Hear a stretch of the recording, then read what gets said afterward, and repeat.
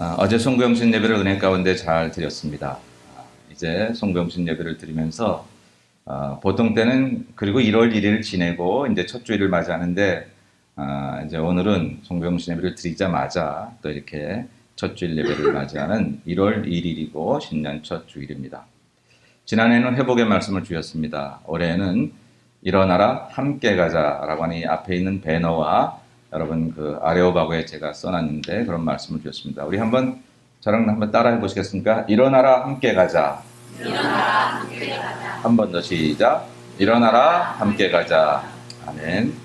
마태복음 26장 46절에 있는 말씀인데 이 말씀에 대한 건 제가 다음 주일날 이제 설교하도록 하겠습니다. 오늘은 우리 아이들과 같이 예배를 드리는 날이고 우리 아이들이 있어서 이 말씀은 제가 다음 주에 드리도록 하고 오늘 아이들과 함께 여러분과 함께 첫 설교를 이제 어떤 말씀을 전할까 생각할 때에 아까도 잠깐 우리 가정 영상을 봤습니다만 올해는 우리 교회의 모든 가정들이 주 안에서 강건해지고 더욱더 든든히 서가는 그런 가정이 돼야 되겠다. 가정이 교회가 되고 교회가 가정 같은 그런 곳이 되어야 되겠다라는 생각을 가지고 우리 아이들과 더불어서 예배를 드리면서 정말 복된 가정, 행복한 가정, 아름다운 가정 그 모든 것을 다 포함해서 복된 가정을 이루자라는 마음으로 복된 가정 이런 제목으로 하나님의 말씀을 같이 잠깐 나누려고 합니다.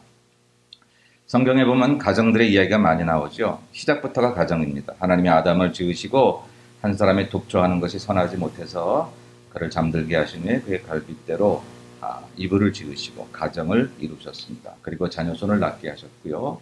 그리고 계속해서 아브라함의 가정, 이삭, 야곱, 요셉의 가정 이런 아름다운 가정들을 우리에게 보여주셨어요. 신약에 와서도 그런 모습들이 계속되는데 특별히 오늘 우리가 신년 첫 주일 이 아침에 같이 보려고 하는 가정은 고넬료의 가정입니다. 고넬료의 가정. 이 고넬료에는 로마의 백부장 100명의 부하를 거느린 장교로서 지금 식민 통치를 하고 있는 유대 지역에 물론 가이사랴 지역이지만 그곳에 주둔하면서 이제 로마의 명을 받들어서 유대인들을 돌보는 사실은 말이 돌보는 거지 지배하고 군림하는 그런 자리에 있는 사람입니다. 그런데 사도행전 10장에 보니까 그런 위치에 있는 이 고넬료의 모습이 너무 아름다운 모습으로 기록되고 있습니다. 사실 고넬료는 이방인 중에 첫 개종자로 그렇게 성경에 의하면 보입니다. 사도행전에 의하면 고넬료라는 이름이 이방인 중에 첫 회심자로 우리에게 보여지고 있습니다. 뿐만 아니라 그 온 가정이 그렇게 예수님을 믿는 가정으로 우리에게 보여지고 있다는 거예요. 어떻게 이 사람이 이방인인데 이렇게 하나님을 잘 믿고 아름다운 가정을 이루었는지 그 믿게 된 동기 자체는 성경에 나와 있지 않지만 그러나 그가 이래서 그가 열심히 하나님을 더 잘 섬기고 하나님 앞에 훌륭한 가정을 이루었구나 하는 그런 것들은 오늘 본문을 통해서 우리가 찾아볼 수가 있겠습니다. 저는 소망합니다. 우리 예수말교 교우들이 교회 와서는 좋은 교인인데 집에 가서는 좋은 신앙의 남편이나 아내가 되지 못하거나 부모나 자녀가 되지 못하는 일이 없기를 소망합니다. 물론 우리 교우들 다 열심히 잘하고 계시고 집에서도 열심히 그렇게 하시는 줄로 알지만 때를 따라 우리 신앙의 장소가 집은 아니라는 생각이 들어갈 때가 있어요. 편하니까 마음이 놓여지니까 그런데 하나님은 파타임 하나님이 아니시잖아요. 교회 왔을 때는 나의 하나님이시지만 이 교회를 벗어나면 나의 하나님이 아니신 게 아닐진데 가만 생각해 보면 하나님은 내가 가장 중요하게 여기는 그 시간 그 장소를 하나님도 중요하게 여기실 텐데 우리에게 가장 중요한 장소는 가정이잖아요. 가정에서 가장 많은 시간을 보내고 그리고 교회와 직장입니다.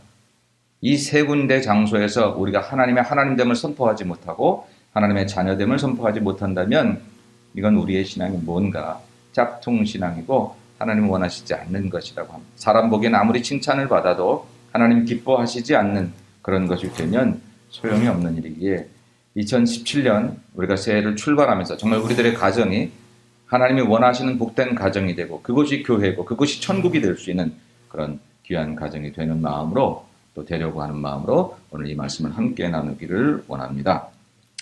고넬료 가정의 특징은 어떤 특징이 있느냐면 첫째로 고넬료 가정의 특징은 하나님을 예배하는 가정이었다. 하나님을 예배하는 가정이었다. 여러분 오늘은 주보를 그냥 한 장만 이렇게 했습니다. 신년 첫 주일 주보를. 여러분 설교 노트를 한번 보시죠. 설교 노트를 한번 보시고 1절과 2절에 있는 말씀을 우리 한번 다시 한번 읽겠습니다. 우리 설교 노트에 있는 1절과 2절에 있는 말씀을 한 번 더 같이 큰 소리로 읽도록 하겠습니다. 시작. 가이사라에 고넬료라 하는 사람이 있으니 이달리아 부대라 하는 군대의 백부장이라. 그가 경건하여 온 집안과 더불어 하나님을 경외하며 백성을 많이 구제하고 하나님께 항상 기도하더니. 아멘. 백부장에 대한 이 고넬료에 대한 그런 외적인 소개는 이달리아 군대의 백부장이다 하는 소개입니다. 사실 세상 사람에게는 이것이 더 멋진 소개일 수 있습니다. 화려합니다. 이만하면 성공한 인상이라고 볼 수 있습니다. 그러나 오늘 제가 여러분에게 소개하려는 그런 고넬료에 대한 소개는 이게 아니라 그 다음에 나오는 그가 경건하여라고. 경건이라는 것은 지금 하나님을 믿는 그 행위를 표현하는 그런 단어지요. 그가 경건하여 온 집안과 더불어 하나님을 경외했다라고 그렇게 설명하고 있습니다. 고넬료의 가정의 첫 특징은 뭐냐면 경건하여 온 집안과 더불어 하나님을 경외하는 가정이다라고 하는 것입니다. 경외라고 하는 것은 두렵고 떨린다는 얘기지만 이것은 곧 하나님을 예배한다는 뜻입니다. 고넬료의 가정의 특징을 말하라면 예배하는 집이었다는 거예요. 예배하는 가정이었다는 거예요. 우리 집도 예배하는 거 알아요. 교회에서 얼마나 열심히 예배를 드리고 마음도 집에서는 그래요 하는 게 아니라 진짜로 예배를 드렸다라고 하는 것이죠. 그게 바로 고넬료 가정의 특징이었습니다. 고넬료 가정은 예배하는 가정이었습니다. 말씀이 있고 찬송이 있고 기도가 있는 그런 가정이었다는 거죠. 33절 오늘 본문에 읽지 않았지만 10장에서 계속 고넬료를 얘기하는데 33절에도 보면 고넬료가 베드로를 초청해서 말하는데 이렇게 말하죠. 이제 우리는 주께서 당신에게 명하신 모든 것을 듣고자 하여 다 하나님 앞에 있나이다. 베드로를 초청했어요. 집안에서 식구들을 다 불러 모았어요. 친척까지 다 불러 모았어요. 그리고 베드로 앞에 서 있는데 그 베드로를 가리켜서 하나님 앞에 있나이다 이렇게 얘기했어요. 사람을 우상처럼 여기는 게 아니고 사람을 신처럼 여겼다는 그런 뜻이 아니라 말씀을 가진 자 앞에 그가 그렇게 하나님을 대하는 것처럼 그런 마음으로 들었다라고 하는 것입니다. 베드로가 얼마나 설교를 잘했는지는 모르겠습니다. 거기서 얼마나 천사처럼 말했는지는 모르겠지만 베드로의 설교 이전에 중요한 것은 고넬료 가정의 마음밭이었어요. 말씀을 들으려고 온 일가 친척을 불러 모읍니다. 그럴 수 있다고 생각하시나요? 여러분, 당시 상황을 한번 돌아보면 베드로는 유대인이었습니다. 지금 로마의 통치를 받고 있는 그런 한때는 어부로 살던 사람이었어요. 관심도 둘 수 없는 그런 사람이었습니다. 저희 시대는 아니지만 우리 어른들 시대의 일제시대 때 일제의 순사를 만약에 일제의 순사가 우리 조선인들을 우리 대한민국 사람들을 얼마나 그렇게 정말 못되게 했는지 위안부 문제 같은 거 굳이 얘기하지 아니해도 정말 말로 할 수 없는 사람 취급을 못 받았던 그게 점령군과 점령을 당하는 백성의 그런 억울함 아니겠습니까? 지금 그런 차이거든요. 베드로는 점령을 당하고 있는 그런 나라의 한낱 그런 사람에 불과했어요. 그런데 이 로마의 백부장이 자기 온 일가 친척을 다 불러 모았어요. 이방인들이 그 유대인 한 사람 불러놓고 그 앞에서 말씀을 듣고자 엎드렸다고 하는 것 더군다나 멸시하고 그냥 억눌러도 꼼짝 못할 그 피지배국인 그 한 베드로를 불러서 그 사람의 말을 들었다는 것은 지금 결코 쉬운 얘기가 아니라고 하는 거죠. 어떻게 이런 일이 일어났을까요? 베드로가 대단해서 혹은 이 사람들이 너무 마음이 착해서 아니요. 말씀 앞에서는 예배를 귀하게 여기는 가정이었다는 거예요. 신기하고 놀라운 일은 어떻게 이 가정이 그렇게 되었는지 그 과정은 나와 있지 않아서 모르지만 어쨌든 이 가정의 특징은 말이죠. 말씀을 듣는 일 앞에서 국적이 소용없었고요. 배운 거 안 배운 거 그게 문제가 되지 아니했어요. 지금이야 우리가 베드로가 정말로 훌륭한 사도라는 것을 알 수 있지만 그 당시에 어디 그랬겠습니까만은 그러나 하나님께서 이제 고넬료에게 베드로를 초청하라고 환상을 보여주셨고 또 그렇게 이제 그를 모셨을 때에 베드로 앞에 무릎을 꿇으면서 하나님 앞에 우리가 있나이다 라고 고백하는 것은 베드로가 훌륭해서가 아니라 하나님의 말씀이 그를 통해서 전해지기에 그 앞에 부복하고 엎드리는 그런 아름다운 자세를 지금 고넬료의 가정이 가지고 있다고 하는 것입니다. 예배를 드리는 가정은 이렇다라고 하는 거죠. 근데 여기서 중요한 포인트가 있어요. 그건 뭐냐면 오늘 성경이 말하기를 온 집안으로 더불어, 온 집안과 더불어 하나님을 경외했다. 그렇게 이야기를 하고 있습니다.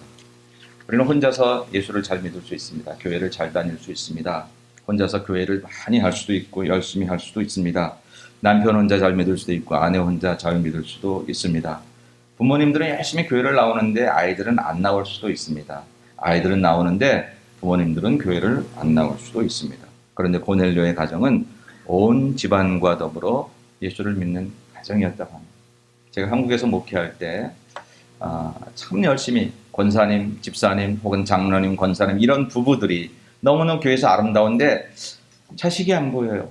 저분들의 자녀들은 왜 교회를 안 다닐까? 우리가 모르나? 해보니까 안 다녀요. 하다 안 되니까 그런 얘기해요. 자식이 크니까 말을 듣지 않아요. 때를 따라 안 되면 나는 신앙은 자유라고 생각해요. 다 자기 자유죠. 근데 그렇지 않거든요. 신앙의 자유가 어디 있어요? 하나님을 선택할 수 있나요? 아니요. 너희가 나를 선택한 것이 아니라 내가 너희를 선택했다라고 하는 것은 선택의 대상의 문제가 아니라 우리가 신을 선택할 수 없다는 거예요. 믿어보고 부처님이 괜찮으면 그로 가고 부처님보다 예수님이 조금 나은 것 같으면 이리 오렴? 그럴 수 없어요. 그럴 수 없습니다.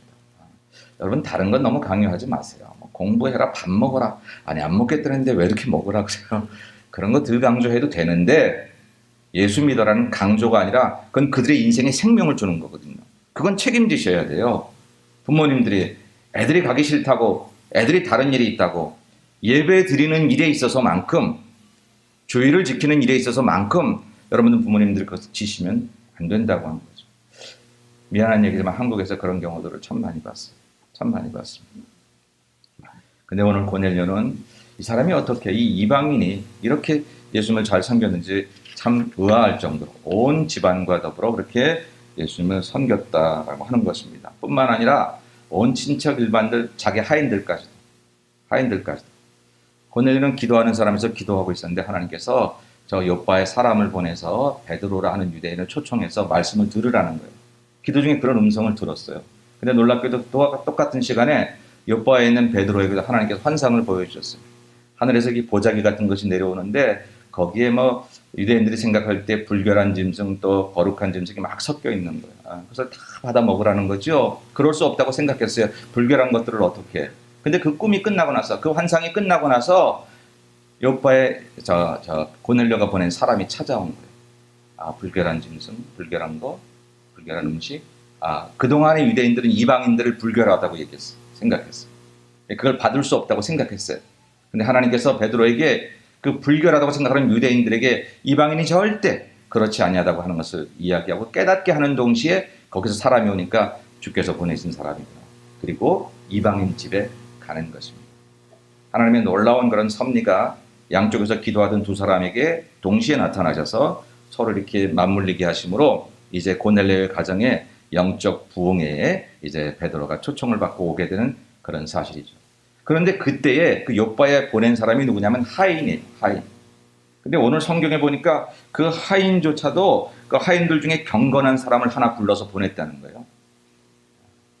종들까지 예수 믿게 만들었어요. 어쩜 그렇죠? 종들 사실 그렇게까지 강요해서 이렇게 생각하실 건가요? 그들도 하나의 영혼이라고 생각하면 강요했다고 생각할 게 아니라 그 영혼이 구원받지 못하는 게 얼마나 안타까웠겠어요.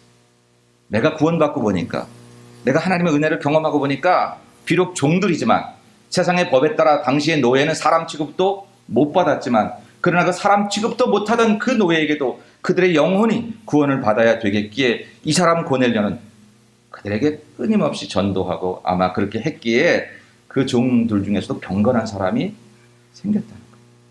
참 놀라운 일입니다. 이 모든 일들이 어떻게 있을 수 있겠는가? 그것은 바로 고넬료가 예배하는 사람이었다는 것입니다. 더군다나 온 집안과 더불어 예배하는 사람이었다는 것이죠. 새해에는 우리 온 교우들의 가정이 온 집안과 더불어 예배하는 가정이 되시기를 주의 이름으로 축원합니다. 여러분 교회 오실 때 남편 혼자 잘 믿으려고 하지 마시고 아내 혼자 잘 믿으려고 하지 마시고 온 식구들이 다 잘 믿어야 돼요. 가끔씩 그런 분이 있잖아요. 나는 가정에 이렇게 평화를 위해서 정말 내가 그 사람을 위해서 지금 조금 뒤로 후퇴할게요. 이런 방법은 쓰지 마세요. 이런 방법을 써서 우리 나오던 사람이 안 나오던 남편이나 아내 때문에 나도 안 나오다가 나중에 기회 보지요. 이게 지혜로운 것 같지만 그렇지 않아요. 그러나 어쨌든 나 혼자라도 믿는 게 다행이요라고 생각하지 말고 안 나오는 식구들이 있거든. 그 식구들을 잘 불러내세요. 오늘 저는 이 설교를 하면서 지금 온 식구들이 교회 잘 나오는 식구들은 점점 더 그 예배의 기쁨을 가정에서 알아갈 수 있도록 이 설교를 받으시고 기도하시면 좋겠습니다. 우리 식구들은 다 나오니까 괜찮네가 아니라 여러분의 가정에서 예배가 이루어지는 것, 여러분의 가정에서 하나님을 경배하는 경배함이 이루어지는 것, 온 집안과 더불어 하나님을 경외하는 이 사람이 유대인들에게까지 칭찬을 받는 사람이 됐어요. 로마 사람에게는 물론 이거니와. 그러니까 이제는 아이들이 교회를 나오고 또 부부가 같이 교회를 나오시는 가정들은 됐다라고 생각하지 마시고 이제 새해에는 우리들의 가정에서 하나님을 찬양하고 기도하고 말씀을 보는 그런 가정 예배가 이루어지는 그런 해가 되어야 되겠다. 그렇게 결심을 하셔야 될 것입니다. 뿐만 아니라 아직 혼자 나오시거나 식구들이 나오기는 하는데 잘 도움이 안 되고 잘 나오지 못하는 식구들이 한 분이라도 계신 가정은 올해 다짐하십시오. 하나님, 올해 외짝 신자 되지 않을래요. 하나님 앞에서의 구원이 외짝은 아니겠지만 교회에서 교회 생활 같이 하고 싶어요. 내 아내도 나오게 해주세요. 내 남편도 나오게 해주세요. 우리 자식들 나오게 해주세요. 우리 부모님들 나오게 해주세요. 같이 예수님 믿게 해주세요. 비록 여기서 같이 못 있고 저 한국에 계시든지 타주에 계시든지 어느 곳에 계신다고 할지라도 그곳에서 하나님 섬기는 가정이 되게 해주세요. 라고 이 말씀을 받으시고 새해 그렇게 기도하시면 여러분들 모든 가정이 인가 기도되어서 다 주님 앞으로 돌아오고 고넬레오 가정처럼 온 집안과 더불어 하나님을 찬양하는 하나님을 예배하는 그런 가정이 될 줄로 믿습니다. 올해 그런 큰 비전과 목표를 가져보자고요. 오늘 고넬레오 가정이 사도행전에 정말로 이방인 중에 첫 회심자로 뿐만 아니라 그의 가정이 이렇게 아름다운, 그래서 그 가정을 통해서 이 복음이 확산되는데 교두보 역할을 감당하게 되는 그런 놀라운 일을 하게 된 것은 그 가정의 예배였어요. 그 가정의 예배. 바로 그 가정에 예배하는 그 귀한 은혜를 주신 하나님께서 베드로를 통해서 거기다 영적 불을 질러주셨어요. 그래서 불러서 거기서 기도하게 하셨어요.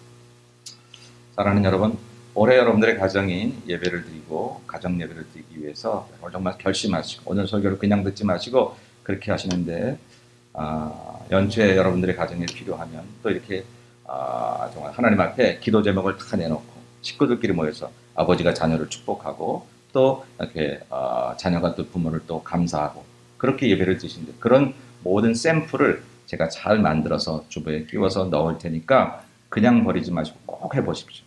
부부간에도 그렇게 꼭 해보십시오.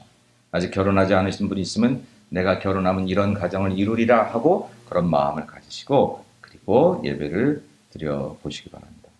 하나님의 은혜가 여러분의 가정과 여러분의 개인과 이런 마음을 먹는 모든 이들에게 함께 하셔서 놀라운 가정 예배 축복이 우리 예수 말 온 교회가족 함께 하실 줄로 믿습니다.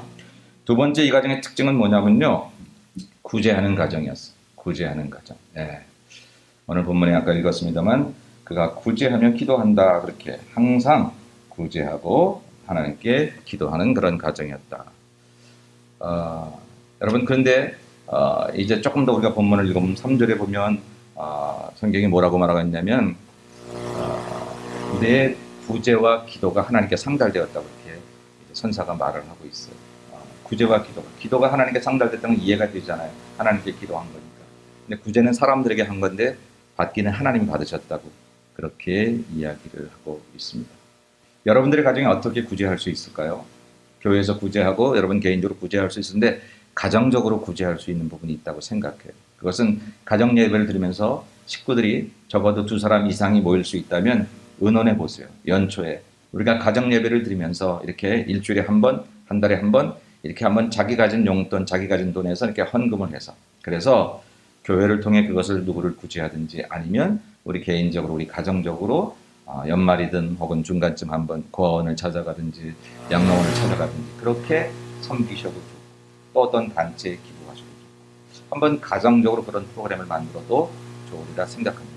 팁을 드리면 우리 교회에서 지금 기아대책 본부에 어린아이들 한 달에 30불 있으면 한 아이를 한 달 먹일 수 있는 그런 이제 기아대책 본부를 좀 돕고 있습니다. 돕고 있는데 거기서 저금통들을 보내왔어요. 사실 우리 교우들의 가정이 아니라 우리 아이들의 가정 주일학교 학생들에게 다 그 저금통을 나누어 줬습니다. 그리고 작년 연말에 그 저금통을 가져오라고 했는데 뭐 홍보 부족도 있고 여러 가지가 있어서 두 아이가 그 저금통을 가져왔습니다. 귀하게 쓰임 받고 그 적은 물질이지만 하나님의 은혜로 그 물질이 누군가에게 아름답게 우리 교회 선교함과 더불어서 함께 가리라고 생각을 합니다. 바라는 것은 이제 올 한 해 그렇게 해보시면 어떨까요? 저금통은 얼마든지 드릴 수 있습니다. 가정 예배를 드릴 때 거기다가 뭐 쿼러를 집어넣어도 좋고 꾸깃꾸깃 달러를 집어넣어도 좋고 그렇게 해서 그거를 교회로 보내시면 교회에서 우리가 그 어린이들을 보호하는 그런 기아대책 그 본부에 그 저금통을 다 우리가 정리해서 그래서 우리 원래 하려던 선거로서 그렇게 보낼 수 있겠습니다. 여러분들이 개인적으로 어떤 도울 수 있는 사람이 있거나 인간관계가 있으셔서 그렇게 도우시려고 작정하시면 그렇게 하셔도 괜찮습니다. 어찌됐든 고넬료의 가정은 항상 구제하는 가정이었다고 할 때 우리들의 가정도 올 한 해 한번 가정적인 그런 구제에 대해서 눈을 뜨되 너무 많은 걸 생각하면 그러면 할 수 없잖아요. 그런데 여러분들 저금통 하나를 놓고 예배를 드릴 때마다 우리 아이들에게 자기 가진 것 중에서 그 저금통에 채우라고 하면요. 그러면 아이들 너무너무 좋아합니다. 자기도 손에 쥐었던 것도 그 아이들이 거기다 이렇게 내놓습니다. 어릴 때 그렇게 자기의 것들을 쥐어잡고 움켜잡아야 되는 것들을 풀기 시작하는 법을 배우는 것은 저들의 인생의 대단한 축복입니다.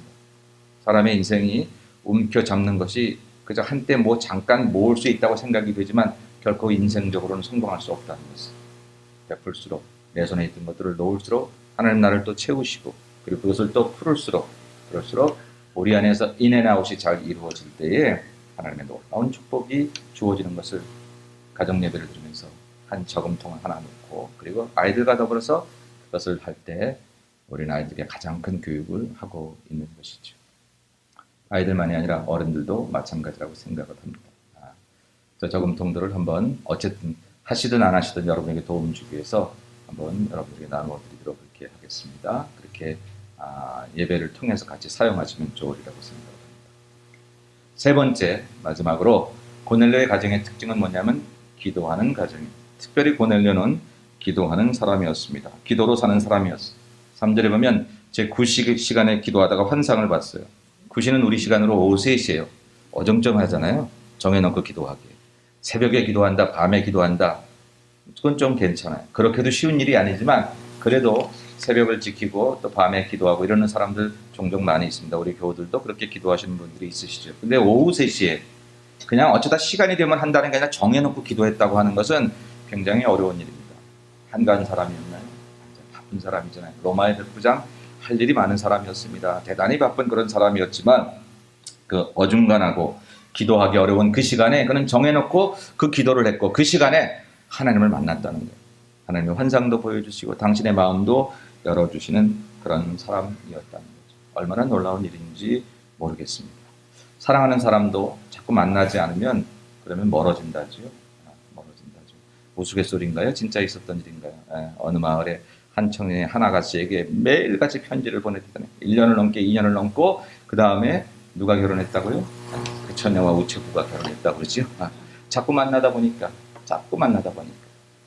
하나님과 그래야 되지 않을까요? 어쩌다 한번 격식 차려서 옷깃을 여미고 기도 제목을 쫙 적어가지고 이렇게 전문적인 기도 용어를 사용해서 하나님을 만나지 않고는 평상시에는 편한 마음으로 그분을 만날 수 없는 그런 하나님이라면 우리는 하나님을 믿는 게 아니에요. 여러분 구경하러 나온 공부하러 나온 거예요. 하나님 우리의 구경의 대상도 아니고 공부의 대상도 아니고 우리 학문을 하다가 끝에서 역시 신이라는 게 있어야 돼. 이렇게 우리가 인정하는 그분이 아니라 살아계셔서 우리 가운데 역사하시고 우리 가운데 다가오셔서 때를 때로는 우리의 널브러진 모습 속에서도 그분을 만날 수 있고 실패한 그 자리에서도 주님 찾아오셔서 우리 손을 붙잡아주는 그 하나님을 경험해야 되는 것인데 우리가 기도하는 일이 그렇게 참으로 하나님께 열심을 다하고 정해진 시간을 통해서 기도할 때에 우리는 우리 가운데 찾아오신 하나님을 통해서 정말 하나님과 가까워질 수 있다는 것입니다. 어제 송경신 예배를 들으면서 그런 얘기를 했어요. 2016년 잘 살았습니까? 못 살았습니까? 여러분 어떠세요? 어제 들으신 분들은 또 한번 생각하세요. 잘 사셨어요? 2016년 성공하셨나요? 못 사셨나요? 뭘 기준으로 생각을 하면 될까요? 내가 작년을 잘 살았는지 못 살았는지를 뭘 기준 가지고 생각해 보면 될까? 돈을 많이 벌었나 안 벌었나를 가지고 많이 남겼으면 잘 살았고 적게 남겼으면 못 살았나? 배우는 것을 가지고 그렇게 생각을 해볼까? 하고 싶은 일을 내가 했나 안 했나를 가지고 잘 살았나 못 살았나를 볼까? 세상에선 그래도 되는데요. 우리들은 그러면 안 돼요. 우리는 잘 살았나 못 살았나를 볼 수 있는 유일한 기준은 예수님입니다. 예수님. 내가 한 해 동안 예수님과 더 가까워졌나 멀어졌나를 봅니다. 이유를 대지 마세요. 핑계를 대지 마세요. 어떤 이유로든지 지난 한 해 동안 내가 하나님과 예수님과 멀어졌으면 세상에서 성공했어도 못 사는 거예요. 돈을 더 벌었어도 못 사는 거예요. 자식이 대학에 잘 갔어도 못 사는 거예요. 그러나 힘들고 어려운 일이 있었어도 그 어려운 일 때문에 더 기도하다가 주님 만났으면 여러분 정말 잘 사신 거예요. 지난 한 해 동안 예수님과 조금이라도 더 가까워졌으면 정말 잘 사신 거예요. 우리 목숨은 유한하여 언젠가는 이 배터리가 다 끝나버리는 그런 건전지처럼 하나님께 가까이 가는 날이 오게 될 터인데 정말 잘 사는 인생은 세상 사는 동안 그 주님을 내 구주로 믿고 섬기며 살아가는 인생이 바른 인생이라고 할 때에 지난 한 해를 어떻게 살았나를 돌아보려고 하면 내가 예수님과 지난 한 해 동안 2015년보다는 그래 조금이라도 더 가까워졌다 이런 평가를 내릴 수 있어야 우리 잘 사는 건데 만약 그렇지 않다면 안 된다고 하는 거죠. 2017년 고넬료의 가정이 예배를 드리고 기도하는 가정이었다고 하면 여러분 어떤 욕심을 내시렵니까? 어떤 소원을 가지시렵니까? 새해는 내가 더 하나님께 예배를 더 많이 드리고 더 하나님께 기도를 더 많이 하고 굳이 하는 그런 가정이 되어야 되겠다라는 마음을 가지고 여러분 그렇게 새해 첫 출발을 하셔야 2017년 송구영신 예배 드릴 때 잘 사셨나요? 못 사셨나요? 라고 물을 때 여러분 대답할 수가 있을 것입니다. 기준은 변하지 않아야 기준입니다. 변하는 것들 돈 많이 벌고 안 벌고 변하잖아요. 돈 버는 걸 우습다는 얘기가 절대 아닌 것을 이미 여러분들은 아실 거예요. 그런 문제가 아니라 변하지 않는 기준 예수님. 그분과 내가 점점 가까워지는 것이 내 인생인데 결국 내가 걸어가는 길은 천국 가는 순례의 길이고 여행 길인데 그분 뵙고자 내 인생이 가는 건데 그런데 그분 뵙고자 가는 내 인생이 교회 와서 열심히 봉사도 하고 섬기기도 하는데 예수님과는 점점 멀어진다면 그건 어떤 이유를 막론하고 난 못 사는 거예요. 이제 새해에는 우리가 그런 삶을 살지 말아야 되겠습니다. 개인적으로 뿐만 아니라 가정적으로. 그래서 이 고넬료의 가정처럼 정말 행복하고 아름다운 복된 가정을 이루어야 될 텐데 다시 한번 정리합니다. 새해에는 여러분들의 예배가 더욱더 풍성해지시기를 주의 이름으로 축원합니다. 여러분 가정 예배 꼭 드리시고요. 개인적으로 예배를 많이 드리시고요. 특별히 모든 성도들은 교회에서 예배를 높이 여기시기 바랍니다. 주일날 예배를 소중히 여기시고 준비하시고 그렇게 오시기를 바라고 또 우리 수요 예배도 또 토요일 새벽기도 평일에 새벽기도도 하면 너무 좋지만 혹시 그게 어렵다 할지라도 토요일 새벽기도 수요일 저녁 예배는 꼭 드리시기 바랍니다. 특별히 교회 봉사하고 수고하는 모든 분들은 공예배를 드리고서 여러분 봉사하셔야 될 수 있습니다. 시간이 바쁠 것 같지요. 내가 바빠서 미뤄줄 수 있는 게 예배라면 그건 별로 가치가 없습니다. 그건 예배가 그렇게 가치가 없는 게 아니라 내가 그렇게 예배를 무가치하게 여긴 거예요. 내가 조금 피곤해서 내가 드리지 않을 수 있는 것이 예배라면 그것은 별로 중요한 것이 아닐 수 있습니다. 예배가 원래 그렇게 중요한 게 아닌 게 아니라 내가 예배를 그렇게 취급하고 있다는 거예요. 바쁜 사람은 예배를 안 드리나요? 더 많이 드리는 수많은 사람들이 있습니다. 힘들면 예배를 안 드리나요? 더 많은 사람은 수없이 예배를 드리고 있습니다. 사랑하는 여러분, 새해에는 여러분의 예배가 풍성해지고 여러분이 기도하는 시간이 많아졌으면 좋겠어요. 여러분 모두가 다 우리 기도의 분향단이 돼서 꺼지지 않는 기도의 불꽃이 됐으면 좋겠습니다. 지금 우리는 송구영신 특별 새벽 기도를 하고 있습니다. 그 자리에 사람들을 많이 불러 모으면 성공한 기도회가 될까요? 그렇지 않습니다. 아무렇지도 않습니다. 그거는 뭐 사람이 많고 적게 보는 문제가 아니에요. 그러나 기도하는 자리에 기도할 사람이 있어야 된다고 생각을 합니다. 누구를 위해서 기도할까요? 여러분 자신과 또 가정과 교회를 위해서 우리의 시국을 위해서 우리의 살아가는 삶을 위해서 기도해야 합니다. 기도거리가 없는 사람은 세상에 한 사람도 없는 거잖아요. 한번 해보십시다. 남은 일주일 동안 6일 동안 여러분 새벽에 나와서 또 기도하십시다. 그 기도할 수 없게 만드는 여러 가지 조건들을 여러분 이기는 것이 또한 새해 신앙의 첫 출발의 여러분들의 과제라고 생각을 합니다. 뿐만 아니라 여러분 정해놓고 기도하십시오. 기도를 중단하지 마시고 하나님께 정말로 기도의 분향단을 꺼뜨리지 마시면 고넬료가 지금 우리 이렇게 신앙적인 얘기만 하고 있지만 얼마나 세상적으로도 대접받고 얼마나 세상적으로도 성공했던 사람인지 그게 부러워서가 아니라 하나님이 우리를 그렇게 취급하실 터인데 그런데 우리의 성공의 비결은 그런 외적인 것을 먼저 얻는 데 있는 것이 아니라 영적인 것을 먼저 성취하는 데 있기 때문에 오늘 새해 첫 출발에 우리 아이들과 함께 예배를 드리면서 올해 우리 모든 교우들의 가정이 이런 고넬료의 가정 같은 영적으로 성공한 가정이 되기 위해서 예배드리고 구제하고 기도하는 이 세 가지만 최선을 다하시고 이 세 가지에 부끄러움이 없도록 한 해를 사시면 그 밖에 필요한 외적인 요소들은 주님이 주시는 것을 그저 받기만 되면 될 줄로 믿습니다. 이런 은혜가 올해 우리 모든 예수마을교회 교우들의 가정에 함께 하시기를 주의 이름으로 간절히 축원합니다. 거룩하신 아버지 하나님 은혜와 사랑을 감사합니다. 우리 예수마을 사랑하는 귀한 교회에 우리 어린 젖먹이들로부터 시작해서 우리 주일학교, 중고등부, 청년들 그리고 우리 성인들 다 한 가정들이 예배를 드리며 또 하나님께 교회를 섬기게 하신 하나님께 감사와 영광을 올립니다. 하나님 새해에는 우리 교우들의 가정에서 예배가 이루어지기를 소원합니다. 아직 말도 잘 못하는 우리의 아이들이 아멘 아멘 엄마 따라하고 아빠 따라하고 성경책을 들었다 놨다 하나님 그들의 그런 모습 속에서 이제 저들의 인생의 무거운 짐들을 넉넉히 들 수 있는 영적 에너지가 생겨지도록 하나님 우리 가정들을 축복해 주시고 함께해 주시옵소서. 우리 모든 믿음의 식구들이 새해 예배와 구제와 기도를 잘 감당해서 곳곳에서 우리 섬기는 가정들 곳곳에서 고넬료의 가정이 받았던 놀라운 축복과 은혜가 넘쳐나는 우리 예수마을 가정들 다 되도록 은총을 베풀어 주옵소서. 거룩하신 예수님의 이름으로 간절히 기도 올리옵나이다. 아멘.